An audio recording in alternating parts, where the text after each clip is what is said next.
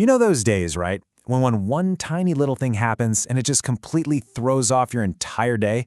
Well, we've all been there. Today, we are going to crack open the wisdom of Richard Carlson's classic book, Don't Sweat the Small Stuff. My goal here is to give you a simple, powerful guide to help you manage all that daily stress and, get your peace back. So let's start by looking at those little moments that always seem to knock us off balance. Just think about it for a second. Some guy cuts you off in traffic. You spill your morning coffee all over your shirt. A friend is running like 5 minutes late. These are the small, everyday things that can make our blood absolutely boil. They seem so meaningless on their own, but man, they can have a huge impact on us. But here is the million-dollar question. Do you let them? Do you actually let a 2-second incident on the road just hijack your entire mood for the next hour? The thing is, we spend so much energy fighting these tiny battles that when a real challenge comes along, we're already completely wiped out. And this quote just nails it perfectly. Richard Carlson says we're all making this one huge mistake. We're using a cannon to kill a mosquito. We are reacting to tiny little problems with this massive over-the-top force, and it is just burning us out. So think of this little guide as your manual for finally putting that cannon down. Okay, so how do we actually do it? Well, it all starts with changing the way we see things. This first set of tools is all about shifting your mental framework. All right, here's a total game changer for you. The next time you feel that stress building up over something small, I want you to ask yourself this one simple question. A year from now, will this even matter? Seriously, think about it. For like 99% of our daily worries, the answer is a huge, resounding no.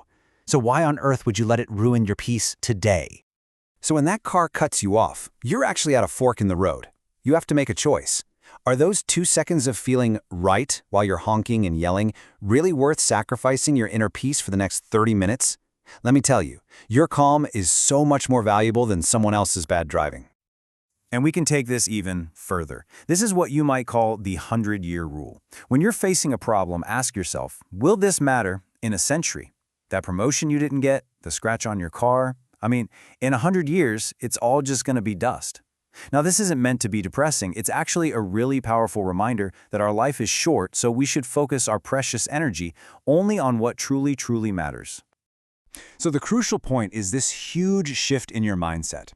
Instead of seeing a problem and asking, ugh, why is this happening to me? You can ask, okay, what is this trying to teach me? This simple switch, it transforms you from being a helpless victim into a powerful student, someone who finds a lesson in every single obstacle.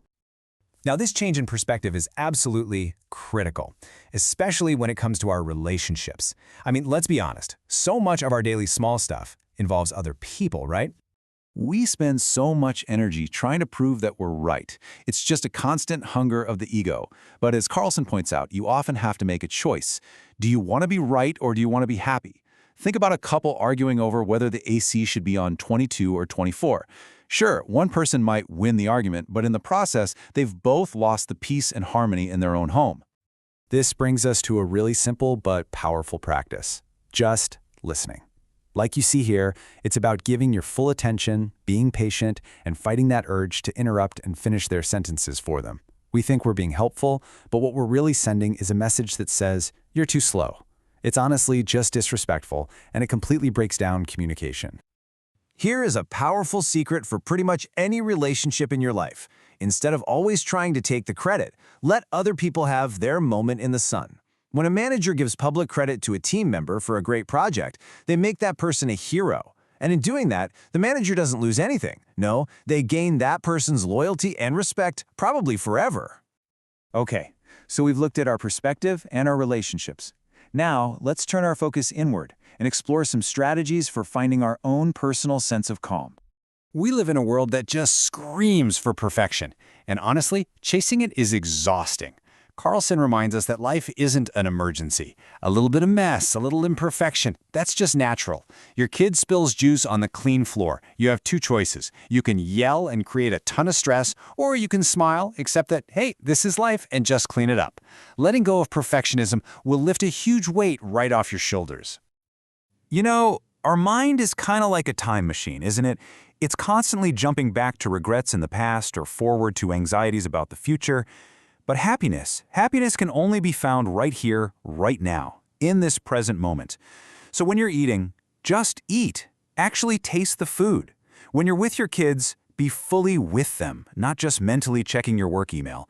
Life is really just a collection of these present moments. In our world today, we are terrified of being bored. The second we have a free moment, we grab our phones and we start scrolling. But the key insight here is that boredom is actually essential.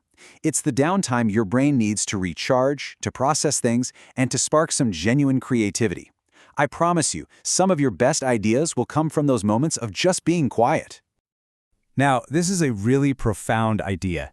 We tend to identify with our thoughts. If a negative thought pops into our head, we think, I am a negative person.